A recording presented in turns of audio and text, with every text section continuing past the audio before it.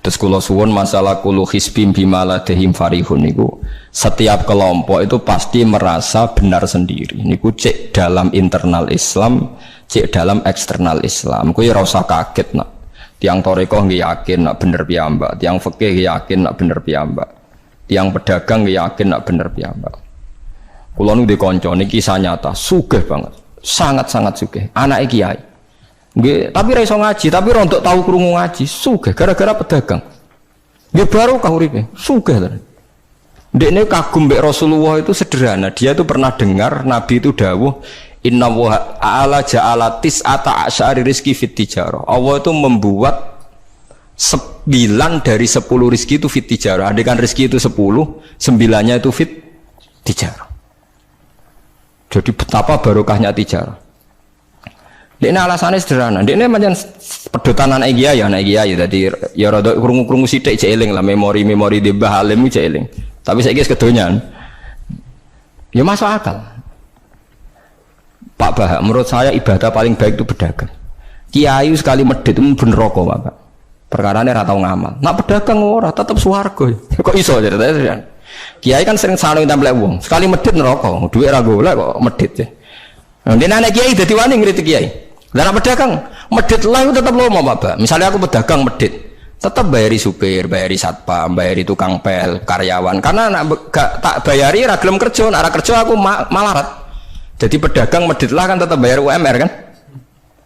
Jadi pedagang ora iso medhit Bapak, gelem ra gelem bayar. Mulane barokah untuk rezeki songo iku jare. Yo medhit itu praktek nontonan dene, tapi dene ndek keyakinan medhit itu tetap barokah. Dan saya setuju Bang dengan pendapat dia. Lan kanca-kanca sing meragi mriki nek kepengin medhit barokah iku dagang. Wis kowe bayang medhit lah, asal tetap bayar gaji lho, nggih nang medhite kebablas. Lho nggih to pedagang ku sak medhit-medhit asal bayar gaji kan barokah to nggih. Artinya simbiosis rezekinya akan kemana-mana kan. Saling ke bis. Ayo bayari supir nggih, kernet, tukang cuci, engko mobilnya wayahe ngetap oli, wayahe nyervis bengkel. Itu berapa sistem rezeki? Pemene nak pabrik karyawane 2000. Kuwi ku yo ana sing mondok, ana sing wong saleh dadi karyawan macam-macam. Ya nak bener e. Dadi dekne ngidolakno nabi mergo nabi ku pedagang. Ora ana Pak Bah ning sejarah nabi ku kiai sing ana tak wis nabi kok dadi kiai cangkem wae. Wah terus dindi. Dene alasane ora ana sejarah nabi ku kiai, anane nabi ku tajir pedagang. Cangkem wis dadi nabi kok dadi kiai barang. Oh nak omong aja keluar lho, kowe pedagang ngono ae rasa. Terus jadi nabi juga apa? Itu dia. Artinya ya mau kullu hisbim bima ladehim farih. Bahkan kiai-kiai yang sekarang koalisi sama pejabat itu yang soleh ini kula bakal sing soleh, nek ora soleh kula mboten tertarik, wong ora soleh kok itu alasannya juga ibadah, karena kalau pejabat itu didekati, setidaknya akidah dia itu masih ahli sunnah. Pejabat itu rata-rata tidak pernah ngaji. Dia taunya Islam NU atau Muhammadiyah ahli sunnah, itu ya taunya dari kiai NU atau Muhammadiyah. Jadi kalau adat yang dekati itu NU ya adatnya NU, Muhammadiyah Muhammadiyah. Kalau adat yang dekati Syiah ya Syiah. Kalau apa ya. Nah kalau semua kiai-kiai NU Muhammadiyah atau kiai-kiai ahli sunnah yang lain, ya karena itu tidak mau dekati, lala sing dekati itu aliran sesat misalnya. Nanti cara berpikir dia juga aliran apa? Sesat. Berarti sing dekati ibadah atau musibah. Mboten jawab mawon. Ibadah. Dia tuh yakin betul. Bahkan saya pernah ketemu kiai yang begitu dekat pejabat, dia yakin Judea kok tetap wali. Banyak juga.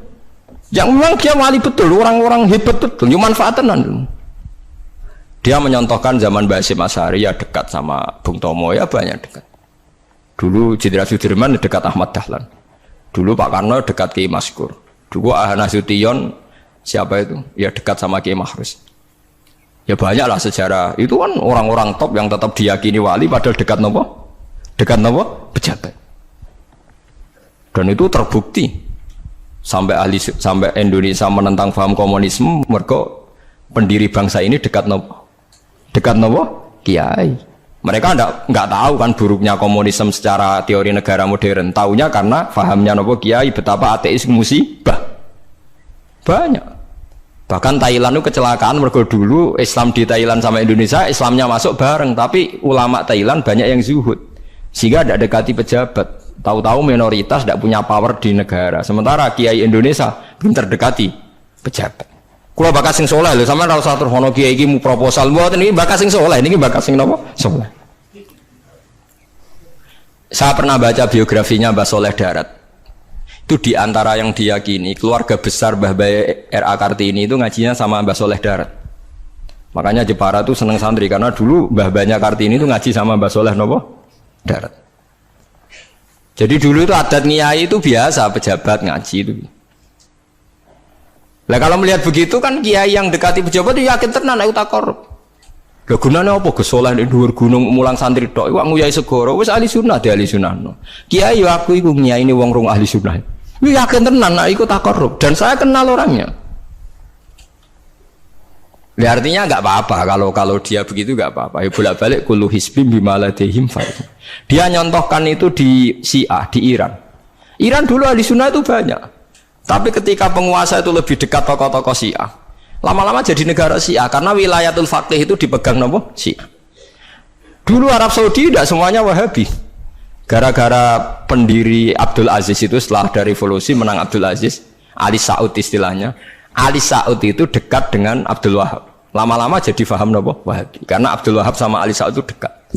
Makanya sekarang diarani Saudi Arabia. Sebenarnya jeneng Saudi itu ilegal. Itu nama pribadi. Tapi karena dia penguasa Arab, lama-lama jenengnya Arab nopo Saudi itu Ali Saud. Yang sekarang punya anak Fahad Abdullah itu dulu bin Abdul nopo Aziz. Sekarang turunannya habis, tinggal yang sekarang ini. Kalau nggak salah ya, yang sekarang jadi raja itu mungkin adik terakhir. Setelah itu generasi ketiga berarti ketiga. Lalu ngomong alim seneng ora tahu neng di neng Arab, tapi gak gelem muni Saudi. Perkarane rontok negara jadi diakoni wae mbae. Jadi muni Arab Saudi padha karo muni Indonesia Soekarno katanya. Muni padha karo menapa Indonesia Soekarno. Ya Arab Saudi jenenge Arab tok asline, cuma gara-gara revolusi politik ditambahin apa? Jadi sehingga kesannya nak ora turunan Saudi gak iso. Ya udah sudah dirojo, sudah di Ali Saud, napa? Ya kayak cuma melok-melok ngomong paham, ya semuanya kayak benro. Artinya apa? Dari sekian contoh itu betapa pentingnya ulama ahli sunnah dekat pejabat dan bisa mensunnikan. Ya, nyatanya tenan ya. Kados pilpres kemarin, Mbok Suni mbok ora iku wae calon presiden selawatan tenan. Mergo dekne ngerti trene saiki napa? Mbok latihane gapan ya ora ero, tapi kan terus masal. Lebatin ini memang teori itu sama-sama mungkin benar. Begitu juga teori tuku tanah ini pulau contohkan. Sampeyan saiki tak bedhei. Ono tanah pinggir Ratan, pinggir Malioboro misalnya. Pinggir Malioboro. Mustafa Beruhin niku ahli dakwah terus ngandani. Niki ampun nggih maksiat itu dosa. Jenengan cangkruk teng mriki kathokan cekak wong wedok maksiat dosa. Nek ra diencepi. Kamu siapa kok brand? Lu siapa kok wani ngeloroi aku? Jajal misalnya Mustafa Sugih di desa miliar buat 1 triliun. Tanah ning kono iku dituku kabeh. Bareng ngono ana wong kathokan cekak maksiat ning kono. Kowe aja ning kene, Nduk. Kamu siapa? Sing duwe. Bareng. Gampang ndi nganggo dakwah kiai mbek tuku. Jawab mawon sing. Lah ini dakwah bil hikmah mbek bil mal cepet ndi? Bilmal kan, dan itu ya tidak menyalahi Quran wajah itu di amwaliku. Mulane kula termasuk ngrasa dosa perkara ora sugih nganti ngoten niku paham. Tapi nek aku sugih nganti ngono ora sida kalih ngoten iki. Mulane kula niku ya ape separo ngoten mawon. Lah sing sugih ora ngape mergo ora kelar tuku. Mulane niki sing santri kula sing sugih-sugih nak kuat iku tuku tanah sing potensi dienggo maksiat. Nahi mungkar paling cepet niku. Mergo anggere takoki lu siapa? Sing duwe iku leren wis. Lho nggih to nggih. Nggon-nggon dalan sing dienggo maksiat, mbok loro tok kan suwi, tapi nek iku mbok tuku, terus tetep dienggo. Nak ngusir kan gampang. Lu siapa kok ngusir? Sing duwe. Gampang ndi? Ha mulane mulai dhisik agama ora iso ninggal wong sugih. Bilal iku melarat. Dadine wali mergo melarat sabar ning tauhid. Tapi sing nyelametno donyane Abu Bakar. Dadi pancen mlakune agama iku kombinasi melarat ambek sugih. Mulane sing melarat ora usah ndonga sugih perkara niku kombinasi wae. Tapi nek wis bosen banget yo oleh lah maksudnya ge. Nah ndonga ngeten apa Gusti contoh melarat mboten kula nggih mun wonten Gusti. Kadosnya ndak mendesak harus saya, ndak mendesak harus apa? saya. Kita kula mun suwi ya Gusti dadi contoh mun apa? Paham ya, terus nahi mungkar niku nggih wonten istihate dadi. Nggih sama nahi mungkar dalam politik nggih ngoten. Dulu di Rembang juga banyak lokalisasi. Kalau masih ingat kecil saya dan ya kuat karena di backing oknum-oknum tertentu. Tapi ketika bupati itu mulai dekat kiai. Pernah era kakak saya kandung itu wakil bupati. Setelah itu anaknya Kiai Khalil. Sekarang itu teman saya malah yang jadi bupati. Itu ya rubahnya luar biasa karena ya guyonan mereka paling nyai Gus dakwai kesuwen. Bupati gampang Gus gawe SK ngongkon Satpol PP. Artinya jangan kira orang-orang baik yang lewat pejabat itu tidak kalah kontribusinya, ya banyak juga. Ini bakas sing soleh loh, ini bakas sing napa? Soleh. Artinya kullu hisbim bima ladaihim farihun. Yang yakin dengan kebaikan bentuk ini juga banyak. Kowe aja mau meyakini dhewe apik kok Mustafa, langgare cilik tetep istiqomah, nak bar wiridan ora donya. Iku ya apik, tapi dene ya ben yakin bener dhewe ben terus. Nah dene yakin terus nyalon bupati malah dadi kan. Tapi jangan merasa benar sendiri. Ya yakin saja kalau dia benar. Tapi jangan yakin benar sendiri karena dia tidak bisa bikin SK untuk membubarkan tempat maksiat. Utawa oleh suatu tanah sing digo napa? Maksiat. Jadi pilihannya bubarno niku. Nah sampean takok, lah nek ulama ra kalah, goblok kena ulama kalah. Ulama tetap paling bener. Perkarane piye? Wong sugih mau iso ngusir wong maksiat kok tanahe ning tanah liya, tapi ora iso ngilangno maksiat mentale wong iku. Lha iku sing rada betah ngilangno sak mentale iku ulama. Mulane ulama takoki, "Lah kok iso tapi sampean ora iso ngusir kok nggon maksiat, tapi mau pindah tok wong tetep maksiat." Lah sing iso nobatno iku ulama. Ya rada menang-meneh maksudnya ya rada lumayan. Mulane kula nganti saiki cek susah. Kula nanti maca kitab ana cerita, muga-muga ora bener cerita iku. Tapi kula kadung maca. Ajane nyesal kula maca niku. Tapi kula kadung napa maca. Dadi ana wong mati syahid, wong melarat, wong lomo sugih ambek kiai alim. Niku ning pintu swarga. Wis jelas mlebu swarga. Lha iso bantah-bantahan.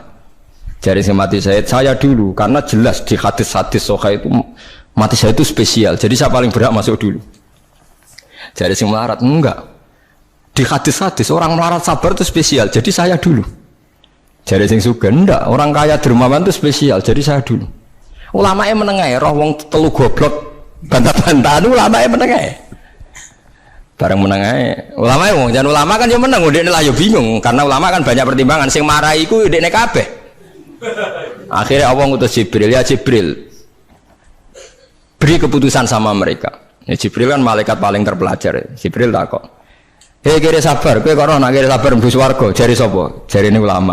Aja disiki guru ya. Nggih, sepakat berarti satu sepakat. Sugih dermawan, kowe kok ora nak ngono iku apik, jare sapa? Nggih jare kiai. Aja disiki gurumu. Berarti dua sepakat. Paham nggih? Mati syahid, kowe kok ora nak syahid ganjarane gede. Kata Pak ulama, aja disiki gurumu. Tiga orang ini sudah ikhlas ulamanya dulu karena tiga orang tahu itu dari apa ulama. Ya tadi sepakat kan ulamanya dulu ya Jibril kita sepakat. Ulamanya sira gelem. Masalah sing mondokno kula niku gitu-gitu. Sampai sing melarat itu gerutu, sing sugih menangan mulai donya kan itu akhirat.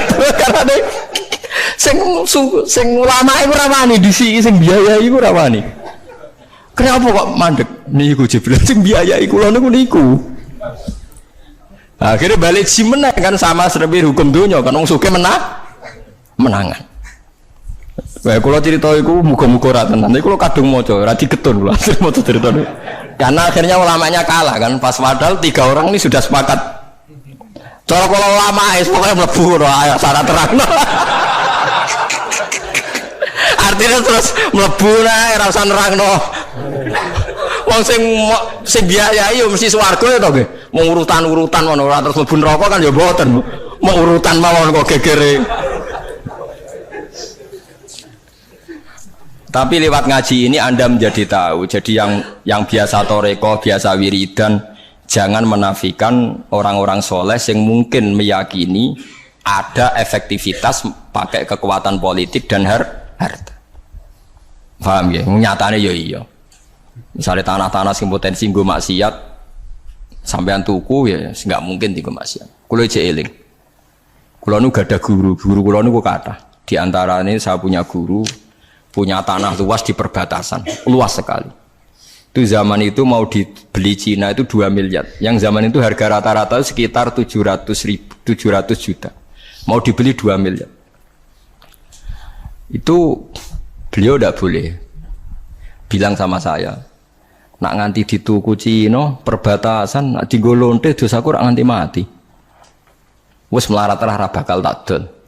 Jadi banyak juga orang yang meyakini adol tanah ning wong sing potensi digo maksiat itu dosa gede.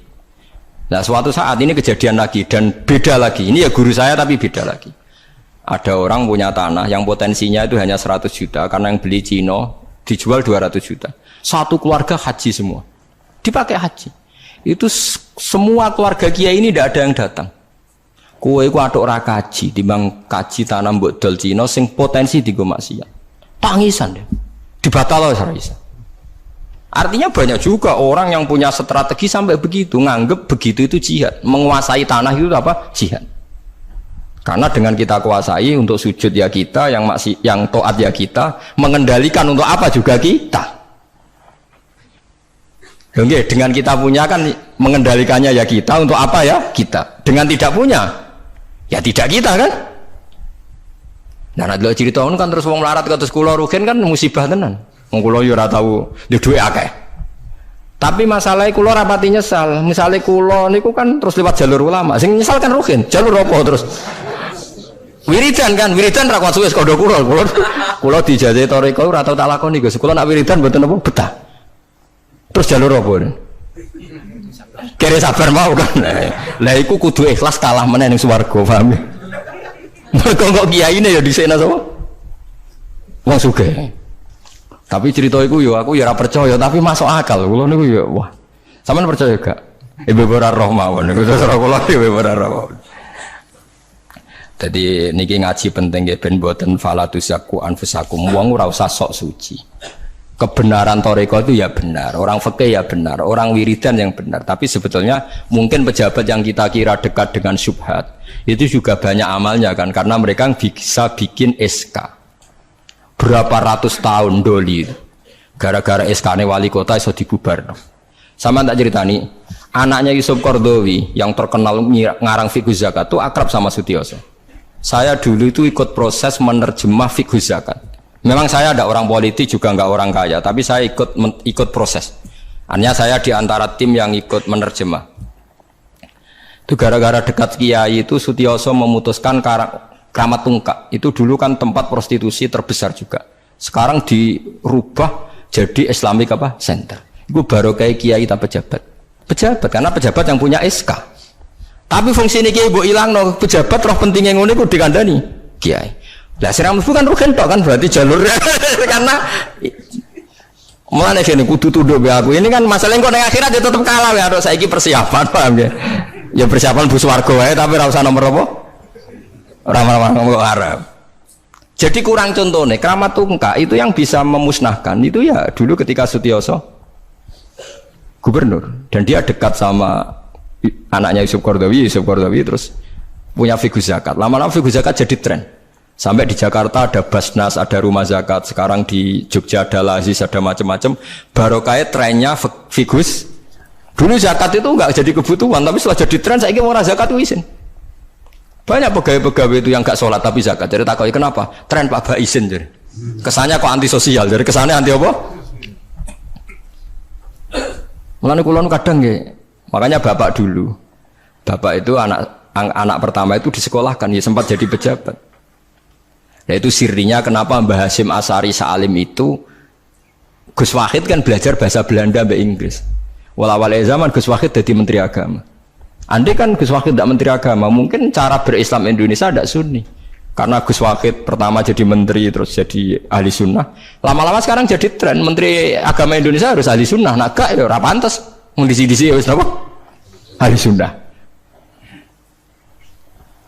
Ulah tapi kadang santri fanatik, tapi Gus Wahid seralim koyo abai. Lah kita fanatik repot kan nggak ngakui kebenaran dengan bentuk lain. Khawarit tuh jadi apa? Khawarit. Jadi saat ini ngaji kita kudu sadar kullu hisbim bima ladaihim farihun. Dan niku dicap elek nak wong ngrasa bener dhewe. Sing apik fala tuzakku anfusakum huwa a'lamu bimanit taqwa. Kula iku jek eling diceritani ada kiai alim, ini kisah nyata. Alim banget. Kula mawon ngakoni nek dene wong alim. Nggih alim banget. Tapi wong alim lah iku nek rapati duwe dhuwit iku duwe sandal anyar kowe eling. Iku salah ya wong alim rapati duwe dhuwit. Dekne salat ning masjid pinggiratan, masjid umum. Gurine iku ana wong rambute gondrong tatonan. Name nututi dekne curiga sandale didhelekno. Bareng ngono jebule wong tatonan nututi kabeh makmum. Lha apa yo sepuro isin. Ora yo sepuro tau sudzon. Lah repot to ngadepi ngoten. Cara alamat lahir iku preman. Jebule nututine niat ape? Makmum. Kuwetune pol dekne ndelekno sandal. Piye ku carane istighfar? Ayo repot to ngadepi. Lho lah iya jangan kira sama tak ceritani Islam sing ijek preman ning dalan-dalan. Saiki wong Kristen gawe gereja iku wedi kiai apa wedi wong Islam preman? Wis jawab jujur. Wedi Islam preman, kok nak kiai ra ngarah piye-piye, cara mangkel lo iku prosedur. Tapi ngadepi Islam preman. Dobong. Lah ya mesti kadang itu ada fungsi yang kita pun tidak bisa menggantikan fungsi mereka. Meskipun kita tidak pernah membolehkan anarkisme, tapi selalu ada kebaikan yang kita orang baik pun kadang tidak bisa. Kiai sing penggaweane itikaf ning masjid, ape kita sepakat ape. Saiki ana wong kesasar ning dalan, sing nulungi wong dalanan tak kiai sing itikaf. Lah saiki ana kecelakaan ning dalan, tabrakan sing nulungi wong itikaf ta wong sing cangkruk ning dalan. Ning dalan. Berarti ada kebenaran yang kita pun orang baik kadang tidak bisa melakukan. Dan tapi ora usah mbok walik model wong LSM. Berarti ampuh yang di jalanan fungsinya lebih banyak timbang yang di masjid. Wah, yo kasus tam. Terus buat simbol model LSM yo. Ya tapi nak buat simbol yang terbaik tetap yang di masjid. Yo keliru juga kan, kowe mungkiri fakta kan. Yang bener ya ulama tetap fala tuzakku anfusakum. Ora usah sok napa suci biasa wis. Pokoke nglakoni apik kados kula mulang-mulang ben ngenteni mati wis sesuk mati dhewe. Ora wae mati apa? Mati dhewe. Mun kula terusno gitu terus eling-eling menapa. Kula hisbim bima ladehim napa farihun. Bal qulubuhum bale utawi atine kufar, ayil kufaru tegese utawi atine wong kafir fi ghamratin ing dalam kebodohan jalat tegese kebodohan. Min hadza saking ikilah Quran. Wong kafir ku blas gak gelem pahami Quran. Walahum lan tetep kedue kafir amalun te ana kelakuan min duni dalika kang ora kelakuan sing koyok dilakoni wong mukmin. Dadi wong kafir wis ora paham Quran duwe kelakuan sing elek sing ora padha mek sing dilakoni wong mukmin. Ilmat kuri kang disebut mukminin akeh pira-pira mukmin. Hum kang te kufar lah maring amal wa amiluna iku nglakoni kabeh. Fa yu'adzabuna mongko den siksa sapa kufar alih ing atase amal walami hatta itu.